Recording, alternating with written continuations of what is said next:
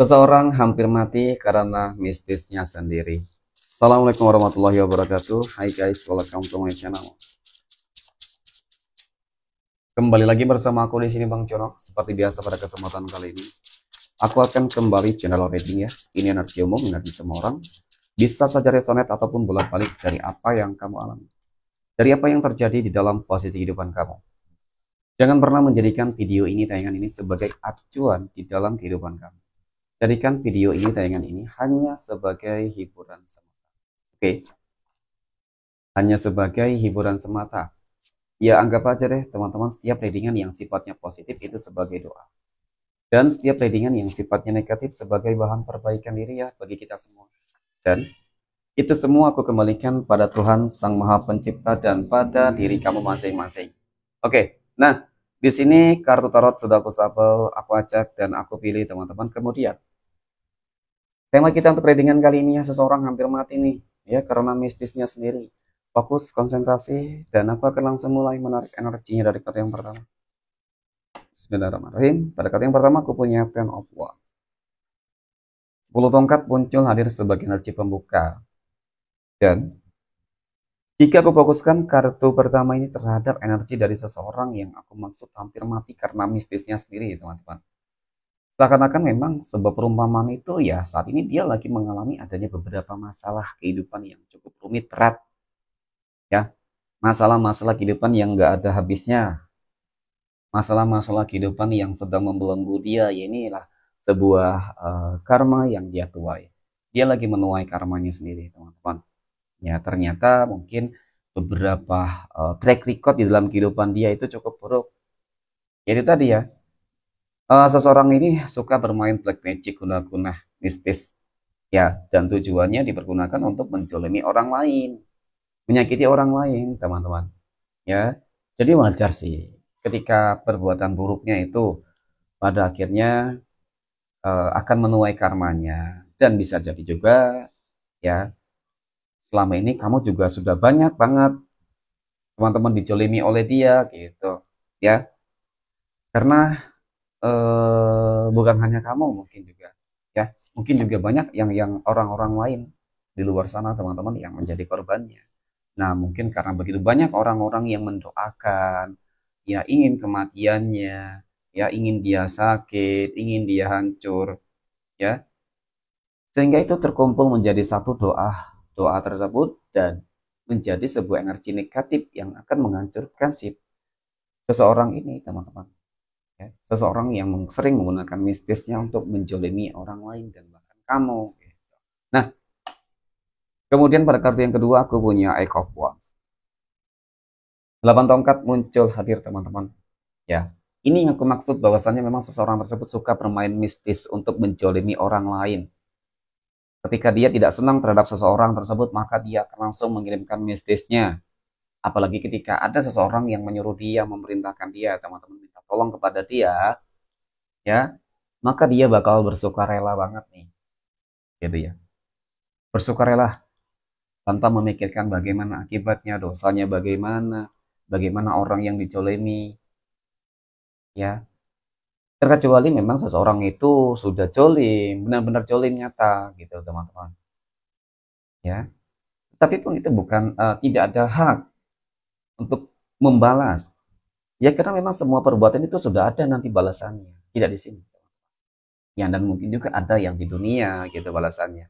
Ya, tetapi memang yang jelas seseorang yang saat ini mengirimkan ataupun selama ini sudah bermain mistis, teman-teman suka bermain mistis untuk menjolimi orang lain itu bakal ya menerima konsekuensinya.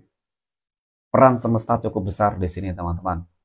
Ya, peran semesta berkat adanya doa-doa yang sangat-sangat begitu banyak ya, yang membuat sebenarnya seseorang yang mengirimkan mistis itu ya teman-teman, ataupun seseorang yang sering menggunakan mistisnya itu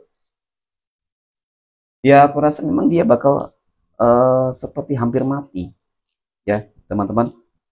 Kenapa aku katakan dia akan hampir mati? Karena ya kita lihat dari kartu berikutnya, karena ini ada Wheel of Fortune. Wheel of Fortune ini kartu menggambarkan tentang roda kehidupan yang akan berputar. Jadi nggak selamanya dia akan selalu bisa menjalani orang lain. Yang merasa dirinya hebat, bisa membunuh tanpa menyentuh. Ya, tidak ada manusia yang hebat. Itu adalah takdir sebenarnya. Takdir Tuhan, takdir Allah, Tuhan semesta alam. Ketika Allah sudah mengizinkan, maka terjadi. Tetapi ketika tidak mengizinkan, maka tidak akan pernah terjadi. Takdir maut, rezeki, asmara, jodoh ya dan lain sebagainya. Semua Allah yang menentukan. Dan kehidupan manusia itu sudah ditentukan masing-masing. Ya jadi memang pada fase ini roda kehidupan yang menggambarkan tentang roda kehidupan yang berputar. Jadi seseorang yang mungkin merasa dirinya hebat kemarin teman-teman. Seseorang yang merasa angkuh, kemudian sombong dengan segala hal yang dia miliki pada akhirnya juga akan tumbang. Ya, pada akhirnya juga akan jatuh, pada akhirnya juga akan hancur. Nah, sesuatu hal yang paling akan mungkin dia rasakan, sesuatu hal yang sangat buruk yang akan dia rasakan adalah apa? Kematian. Ya, berarti ketika berbicara terkait dengan sebuah kematian, dosa yang sudah dia perbuat ini sudah terlalu banyak, besar. Jadi tidak ada lagi kesempatan dia untuk bertobat. Ya, termasuk mensekutukan, termasuk perbuatan syirik. Itu teman-teman. Ya. Jadi dari kartu kelima ini sangat menggambarkan ada tower kehancuran. Paling tidak dia bakal sakit. Satu sakit, ya, berkepanjangan, dan bahkan tidak menutup kemungkinan seseorang yang memerintahkan ini juga gitu ya. Si dukun mungkin seperti itu ya, ataupun seseorang yang suka main mistis mungkin bakal berimbas ke semua teman-teman ya. Jadi mungkin juga ini berkaitan dengan adanya apa doa-doa kamu yang terkabulkan termanifestasikan teman-teman ya, seperti itu. Nah kemudian aku punya Nine of Swords ya. Kehancurannya ini meliputi segala hal dan bahkan termasuk dari kondisi untuk kondisi kesehatan secara uh, menyeluruh ya teman-teman. Kondisi kesehatannya akan benar-benar terganggu di sini. Dia bakal jatuh sakit, lumpuh, ya mungkin bakal lumpuh, ya mungkin terkena stroke. Banyaklah penyakit-penyakit yang akan menggerogoti yang hingga pada akhirnya akan membuat dia mati. Mohon maaf. Ya. Karena saat ini ataupun nantinya, ya ketika memang kamu sudah melihat sebuah kebenaran keadilan untuk kamu teman-teman, mungkin kamu akan segera melihat. Dan memang mungkin saat ini dia sudah merasakan karma tersebut. Kehidupan dia sudah mulai susah, sulit, jatuh sakit, sakit-sakitan mungkin juga. Ya, problemnya begitu banyak. Dan kemudian pada kartu yang terakhir aku punya Ten of Pentacles.